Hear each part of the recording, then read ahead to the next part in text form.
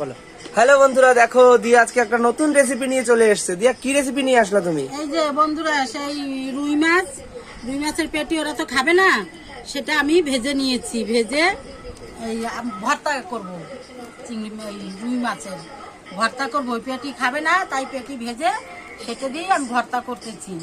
এই যে রসুন, পেঁয়াজ আর শুকনো লঙ্কা এটা ভেজে নিয়েছি। এই যে মাছের কাঁটাগুলো যে ছাড়িয়ে দিচ্ছি, মাছের কাঁটাগুলো ছাড়িয়ে তারপরে আমি মাখবো। কাটাগুলো দেখো দিয়া এখন ছাড়িয়ে ছাড়িয়ে নিচ্ছে, ছাড়িয়ে দেখো ছাড়িয়ে বন্ধুরা, ফেলছে। আমি ছাড়াচ্ছি কাটা, সব কাটা এরকম বের করে নেব, তারপরে মাখবো। আমি সব কটা মাছই ভেজেছি যে ভর্তা বানাবো। একটু ওই পাশের বাড়ি পূজার মাকে একটু দিয়ে দেবো, আর ওরা একটু একটু যে যে খায় খাবে, না খায় লোকরেই দিয়ে দেবো। তার জন্য এই ভর্তাটা বানাচ্ছি। খাবে না, মাছটা নষ্ট করব, ভর্তা করে নিই। বন্ধুরা দেখো, আমার এই থালাটা একটু ছোট হয়ে গেছে, মাখতে পারছি না, তাই এই যে আমি এই থালাটায় এই যে ঢেলে নিলাম।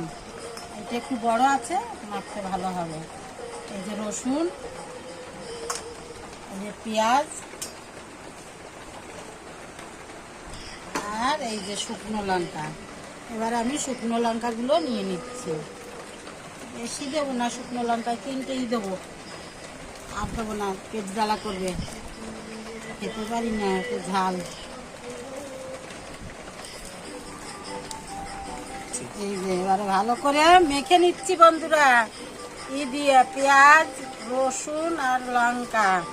এবারে পুরো মাছটা দিয়ে মেখে দিই,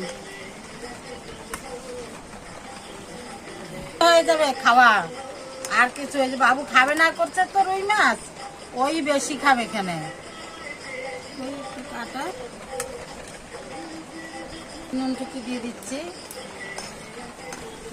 নুন দিলাম একটু বন্ধুরা, দেখাইলাম তো। একটু তেল দিয়ে দিচ্ছি বন্ধুরা, সর্ষের তেল। বাস, আমি অল্প দেবো, বেশি দেবো না, এই পিঠেতেই আমি মাখবো। আমার বাটি আছে, একটু দিয়ে দেবো। হ্যাঁ বন্ধুরা দেখো, এই যে এই অবধি হয়ে গেল আমার মাখানো। এরকম করে রাখলাম, ওরা সব আসবে, তখন সব দেবো খেতে, খাবে। এই যে দেখো, আর একটু তেল দিলে ভালো হতো, আমরা অত তেল দিয়ে খাবো না, ওর জন্য আর তেল দিলাম না বন্ধুরা। লঙ্কাও দিলাম না, লঙ্কা ঠঙ্কা দিলে তো লাল হয়ে যেত। এই যে আরও রয়েছে লঙ্কা ভাজা, কিন্তু আমি আর দিলাম না। এই যে এই অবধি আমি রাখলাম,